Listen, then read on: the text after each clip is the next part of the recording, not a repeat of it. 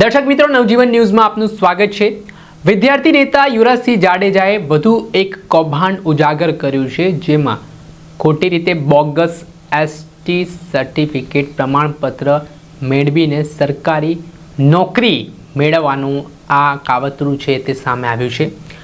આમ જોઈએ તો સૌરાષ્ટ્રમાં પણ ગીર, આલેચ સહિતના વિસ્તારોમાં જે માલધારી સમાજમાં આવતા લોકો છે તે આદિવાસી સમાજમાં ગણાય છે ને આને જ લઈને આજે હાલ નરેન્દ્ર ગડચર નામનો વ્યક્તિ જે જૂનાગઢ સહકારી મંડળીમાં રજિસ્ટ્રાર તરીકે ફરજ બજાવી રહ્યા છે તેઓ સામે વિદ્યાર્થી નેતા યુવરાજસિંહ જાડેજા દ્વારા ગંભીર આક્ષેપ કરવામાં આવ્યા છે ને ખોટી રીતે એસટીનો પ્રમાણપત્ર રજૂ કરીને ખોટા સહી સિક્કા કરાવીને રેન્જ ફોરેસ્ટ ઓફિસરનો ખોટો સિક્કો મારીને આવી કોઈ પોસ્ટ નથી છતાં આજે બનાવટી આખું તરકટ રચવામાં આવ્યું ને સરકારી નોકરીનો લાભ લેવામાં આવી રહ્યો છે। તે મામલાને લઈને વિદ્યાર્થી નેતા યુવરાજસિંહ જાડેજાએ મોટો ભાંડો ફોડ્યો છે ને આખી જે સિસ્ટમમાં કઈ રીતની પ્રક્રિયા છે ને એક અધિકારી જેઓ અદૃશ્ય છે એ અધિકારીના નામે અત્યાર સુધી તેમણે નોકરી જ નથી કરી, પરંતુ તેમના નામના સહી સિક્કા થઈ ચૂક્યા છે। એને લઈને પણ વિદ્યાર્થી નેતા યુવરાજસિંહ જાડેજાએ શું કહ્યું તે સાંભળો। આભાર। ટૂંકી નોટિસમાં બધા જ ઉપસ્થિત રહ્યા। ખાસ કરીને આજે એક એવા કૌભાંડને ઉજાગર કરવું છે કે જેને જાણીને સમગ્ર ગુજરાત ચોંકી ઉઠશે। જોવા જઈએ તો આજે જે કૌભાંડ ઉજાગર કરવા જઈ રહ્યા છે તેમાં જે વ્યક્તિ નથી અંબાજીથી ઉમરગામનો કે નથી ગીરબડ્ડો આલેચનો કે નથી એ વ્યક્તિ કે એના પૂર્વજો કે ગીરબડ્ડો આલેચના, પરંતુ આ વ્યક્તિએ ખોટું આદિવાસી સર્ટિફિકેટ ઉપજાવી કાઢેલું અને જાતે બનાવટી ઊભું કરેલું એક સર્ટિફિકેટના આધારે નોકરી મેળવેલી છે અને વર્તમાનમાં જૂનાગઢ જિલ્લા રજિસ્ટ્રાર કચેરીની અંદર નોકરી કરી રહ્યા છે એવા નરેન્દ્રભાઈ ભીખનભાઈ ગરચર, જે વ્યક્તિનો પરિવાર અને જોવા જઈએ તો એના બાળકોનું જે સર્ટિફિકેટ કાઢવામાં આવ્યું છે, એટલે કે અનુસૂચિત જનજાતિનું જે સર્ટિફિકેટ છે એ સર્ટિફિકેટ ક્યાંક ને ક્યાંક ખોટી રીતે કાઢવામાં આવ્યું હોય એવું બાબત અમારી સામે આવી છે। હકીકતે જોવા જઈએ તો જે 1977ની સાલનું જે એસટી પ્રમાણપત્ર કાઢવામાં આવ્યું છે અને જેમાં સંદર્ભ આપવામાં આવ્યો છે ફોરેસ્ટ વિભાગના દાખલાનો, જોવા જઈએ તો તમારી સામે આ બંને પ્રસ્તુત કરું છું કે આ છે એ અનુસૂચિત જનજાતિનું સર્ટિફિકેટ છે। હવે આનો જે સંદર્ભ આપવામાં આવ્યો છે એ રેન્જ ફોરેસ્ટર જામજોધપુરનો સંદર્ભ આપવામાં આવેલો છે, તેના ઉપરથી આ સર્ટિફિકેટ કાઢવામાં આવ્યું છે। આ સર્ટિફિકેટનો જે આધાર મામલતદાર ભાણવડે જે કાઢ્યું છે એ મામલતદાર ભાણવડ ના જોઈ શકો છો તમે કે એના હસ્તાક્ષર અને આ જે હસ્તાક્ષર છે એ બંને એક જ વ્યક્તિના હસ્તાક્ષર છે। વાત બીજી કે અહીંયા જે સિક્કો મારવામાં આવ્યો છે રેન્જ ફોરેસ્ટર, અમે જ્યારે આ બાબતની ક્રોસ વેરીફાઈ કર્યું ત્યારે રેન્જ ફોરેસ્ટર નામની કોઈ પોસ્ટ આખા વન અને પર્યાવરણ વિભાગની અંદર ઉપલબ્ધ નથી, એટલે આ પોસ્ટનો ખોટો સિક્કો મારવામાં આવ્યો છે। ત્યારબાદ જે સાઇન કરવામાં આવેલી છે એમ કે મીણા, એટલે કે રેન્જ ફોરેસ્ટર એમ કે મીણાની સાઇન કરવામાં આવેલી છે, ત્યારે અમે તપાસ કરી કે ભાઈ જામજોધપુરની અંદર આવા કોઈ અધિકારી 1977માં કોઈ ઉપલબ્ધ હતા કે નહીં। આરટીઆઈ દ્વારા અમને જવાબ મળ્યો છે કે રેન્જ ફોરેસ્ટરમાં કે રેન્જ ફોરેસ્ટ ઓફિસરમાં એમ કે મીણા નામના કોઈ અધિકારી એ ઉપલબ્ધ નહોતા, એટલે કે આ જે સાઇન છે એ સાઇન ખોટી કરવામાં આવેલી છે અને જેના આધારે આ દાખલો કાઢવામાં આવ્યો છે એ દાખલો પણ હસ્તલિખિત છે અને જે નિયત ફોર્મેટ હોય એ નિયત ફોર્મેટમાં પણ આ દાખલો કાઢવામાં આવેલ નથી। એક જ વ્યક્તિના હસ્તાક્ષર, જે ભાણવડ મામલતદાર અને રેન્જ ફોરેસ્ટ ઓફિસર ના બંનેના એક જ હસ્તાક્ષર, એક જ હસ્તલિખિત આ આધારે આ દાખલો કાઢવામાં આવેલો છે। જોવા જઈએ તો આદિજાતિ પ્રમાણપત્ર જે રેન્જ ફોરેસ્ટ ઓફિસરનો જે સંદર્ભ લેવામાં આવ્યો છે સંદર્ભ ખોટો છે અને આવી કોઈ પદ કે પદવી એ ઉપલબ્ધ નથી। એમ કે મીણિયા નામના કોઈ અધિકારી એ ભાણવડની અંદર નોકરી કરતા નથી અને નિયત નમૂના પ્રમાણે, એટલે કે જે ફોર્મેટ હોય એ ફોર્મેટ પ્રમાણે આ સર્ટિફિકેટ કાઢેલું નથી, એટલે કે હસ્તલિખિત કાઢેલું છે પરંતુ એ પણ નિયત ફોર્મેટ પ્રમાણે છે નહીં।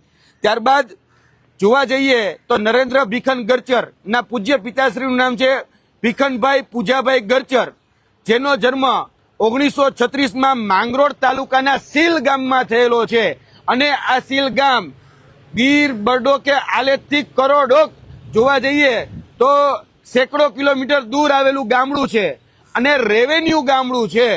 1956માં જ્યારે રાષ્ટ્રપતિનું જાહેરનામું પ્રસિદ્ધ થયું 29 ઓક્ટોબરના રોજ, ત્યારે પણ આ જે વિસ્તાર જે છે એ વિસ્તાર નેસમાં નહોતો. એટલે કે નેસના આ વ્યક્તિનો જે સંદર્ભ આપવામાં આવેલો છે, આ વ્યક્તિ એ નેસનો પણ નથી. બીજું કે આ વ્યક્તિ પણ નોકરી કરતો હતો. એટલે કે ભીખનભાઈ પૂજાભાઈ ગરચર એ સરકારી નોકરિયાત હતા.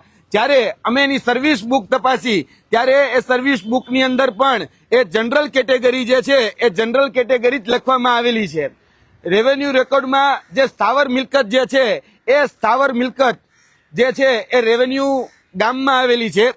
ત્યારબાદ 2006 નરેન્દ્રભાઈ ભીખનભાઈ ગરચરના પોતાના જે દીકરા અને પોતાના જે દીકરી એનું અરજી કરવામાં આવી માંગરોળ મામલતદારને. માંગરોળ મામલતદારને કહેવામાં આવ્યું કે ભાઈ અમારા દીકરાના આદિજાતિના સર્ટિફિકેટ ઇસ્યુ કરવામાં આવે અને સંદર્ભ તરીકે જે આધાર લેવામાં આવ્યો એ આ બોગસ જે નકલી એના પૂજ્ય પિતાશ્રીનું જે આદિજાતિનું પ્રમાણપત્ર હતું તેનો આધાર લેવામાં આવેલો. ત્યારે જોવા જઈએ તો હસ્તલિખિત જે આધાર હતો, પ્રમાણપત્ર હતું, એનો આધાર લેવામાં આવ્યો. મામલતદારે ખરાઈ કરવા માટે જામજોધપુર મામલતદાર, જામજોધપુર કલેક્ટર, ભાણવડ માટે અલગ અલગ પત્ર વ્યવહારો કર્યા છે. એ તમામ પત્ર વ્યવહારો અમારી પાસે ઉપલબ્ધ છે. આ પત્ર વ્યવહારની અંદર તમે જોઈ શકો છો, નાયબ કલેક્ટરે જે પત્ર વ્યવહાર કર્યો તેમાં સ્પષ્ટપણે લખવામાં આવ્યું છે કે વિગતનું રેકોર્ડ મળી આવેલ નથી. અનુસૂચિત જનજાતિના દાખલા રેકોર્ડની ખરાઈ થઈ શકે તેમ નથી. હવે જેની ખરાઈ જ ન થઈ શકે એનો આધાર લઈ, એનો સંદર્ભ લઈ અને એના દીકરા દીકરીઓનું ક્યાંક ને ક્યાંક આધાર જે અનુસૂચિત જનજાતિનું પ્રમાણપત્ર એટલે કે એસટી કેટેગરીનું જે પ્રમાણપત્ર છે એ કાઢવામાં આવેલું છે. હવે જે ડોક્યુમેન્ટ જ ઉપલબ્ધ નથી, જેનો આધાર જ ઉપલબ્ધ નથી, એનું ક્યાંક ને ક્યાંક સંદર્ભ લેવામાં આવેલો છે. અને આ ત્રણેય જે બે દીકરા અને એક દીકરી એનો પણ આધાર લઈ એનો પણ કહી શકાય કે અનુસૂચિત જનજાતિનું પ્રમાણપત્ર કાઢવામાં આવેલું છે ખોટો આધાર લઈને. રાજકીય છત્રછાયા અને રાજકીય પીઠબળના જોડે આ જે આધાર કાઢવામાં આવેલું છે 1999માં નરેન્દ્ર ભીખનભાઈ ગરચર જે હતા એની ઉપર 100 કોસ નોટિસ એ આપવામાં આવી હતી કે તમે એસટી કેટેગરીમાં આવો છો એનું પ્રમાણપત્ર રજૂ કરો. અરજદારે પોતાના દાવાના તમામ જે પુરાવાઓ જે છે રજૂ કરવાના હોય અને સ્પીકિંગ ઓર્ડર ફાઇલ કહી શકાય કે વિશ્લેષણ સમિતિ છે એને સ્પીકિંગ ઓર્ડર રજૂ કરવાનો હોય. 1999 થી લઈ 2026 સુધીમાં આજ દિન સુધી વિશ્લેષણ સમિતિ હોય કે આની બીજી અન્ય સમિતિ હોય એને આજ દિન સુધી સ્પીકિંગ ઓર્ડર જે છે એ પાસ કર્યો નથી. આજ દિન સુધી વિશ્લેષણ સમિતિ આનો કોઈ ખુલાસો કર્યો નથી. અત્યાર સુધી ઘણી બધી અરજીઓ આની પર કરવામાં આવી. 1993નો આ જે બનાવટી પત્ર હતો એ એક અંદર ઘુસાડી દેવામાં આવ્યો. એ પણ ખોટી રીતે ઘુસાડી દેવામાં આવ્યો કારણ કે એનો સંદર્ભ અમે જયારે માંગ્યો કે ભાઈ આની અંદર જે મિનિટ્સ, આની અંદર જે વાત કરવામાં આવી છે એના રેકોર્ડ્સ, કયા અધિકારીએ કઈ રીતે સાઇન કરી, એ બધા જ જયારે રેકોર્ડ માંગ્યા ત્યારે એનો કોઈ જ આધાર પુરાવો આમાં છે નહીં. એટલે અમે કહીએ છીએ કે આ જે દાખલો છે એ સંપૂર્ણ રીતે બનાવટી છે. આ દાખલાનો ઉપયોગ ક્યાંક ને ક્યાંક અત્યારે સરકારી નોકરીઓ મેળવવામાં તેમજ જે સાચા આદિવાસી છે એ સાચા આદિવાસીનો હક લેવા માટે ક્યાંક ને ક્યાંક આ બોગસ પ્રમાણપત્રનો ઉપયોગ કરવામાં આવી રહ્યો છે. આના માધ્યમથી એસટી ને મળતી ગ્રાન્ટ હોય, શિષ્યવૃત્તિ હોય કે બીજા અન્ય જે લાભો છે તાળપત્રીથી લઈને બીજા એ તમામ લાભો આ એસટી કેટેગરીના સર્ટિફિકેટ ઉપર લેવામાં આવેલા છે. એટલે આ બોગસ પ્રમાણપત્ર જે છે એ બોગસ પ્રમાણપત્ર આ માધ્યમથી અમે સરકારને અપીલ કરીએ છીએ કે આ બોગસ પ્રમાણપત્ર એ રદ કરવામાં આવે. આ હેન્ડ રાઇટિંગ એક્સપર્ટ જે લોકો કહી રહ્યા છે કે આ બંને પત્ર જે છે મામલતદાર ભાણવડ અને રેન્જ ફોરેસ્ટ ઓફિસર આ બંને હસ્તલિખિત જે છે એ બંને એક જ વ્યક્તિના છે અને એક જ વ્યક્તિના ક્યારે હોઈ ન શકે કારણ કે બંને અલગ અલગ કચેરીના અલગ અલગ કર્મચારીઓ છે છતાં પણ એક જ વ્યક્તિના છે. જે સાઇન સિક્કા છે એ સાઇન સિક્કા પણ બોગસ ઉભા કરવામાં આવેલા છે. અહીંયા આ તમે જોઈ શકો છો કે આ જે સંદર્ભ લેવામાં આવ્યો ને જે પ્રમાણપત્ર છે એ પ્રમાણપત્ર ક્યાંક ને ક્યાંક ખોટા એ ઉભા કરવામાં આવેલા છે. અને આ છે નરેન્દ્ર ભીખન ગરચર જેને બોગસ હસ્તલિખિત આદિવાસી પ્રમાણપત્ર બનાવ્યું અને પોતાના દીકરીઓને પોતાનો ખોટો સંદર્ભ આપી અને આનો ખોટો લાભ લીધેલો છે.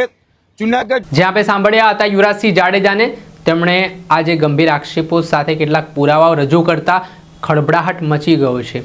અગાઉ પણ આવી રીતે સરકારી નોકરી મેળવવા માટે જે ખોટી રીતે એસટી એટલે શેડ્યુલ ટ્રાઇબનું પ્રમાણપત્ર મેળવીને આવી રીતે અલગ અલગ જગ્યા પર ફરજ બજાવનાર લોકો હતા, તેમનો યુવરાજસિંહ જાડેજા પર્દાફાશ કરી ચૂક્યા છે.